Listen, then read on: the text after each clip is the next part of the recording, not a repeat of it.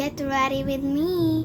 So, ito po yung gagayahin natin, guys. Yan po siya. Go!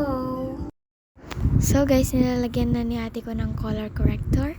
So, yan, guys. Lalagay niya na. At, i-blend muna yan pagkatapos. So, hugis heart pa nga ng ginawa niya.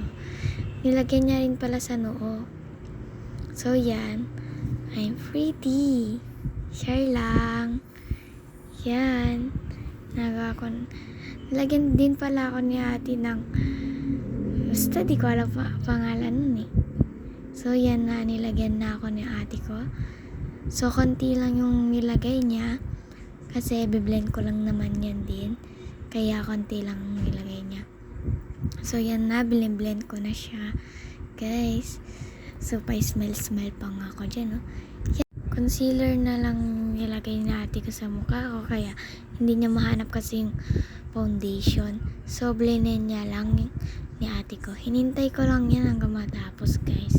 So, tapos na, guys. Yan. Tsaka, maglalagay naman si ate ko. Lang. Yan, nilagay niya na ng basta. Nilagyan niya na po ng lip tint dito sa kablang dulo. Yan, tapos na ulit. So, nilagyan niya ng powder. Powder lang po tawag ko dyan is nilalagyan na po yan. So, tinatapos niya. Yan na. At, ibiblend na naman yan ni ate ko pagkatapos. Siyempre, biblend natin yan, guys. So, yan. Na-blend na po yung ating powder. So, may nilagay siyang basta, guys. Tingnan nyo na lang sa video. So, yan, guys. Nilagyan na rin si ate ko ng panoorin muna natin. So, guys, nagpapakit pa nga ako dyan. Feeling cute. Yan, guys.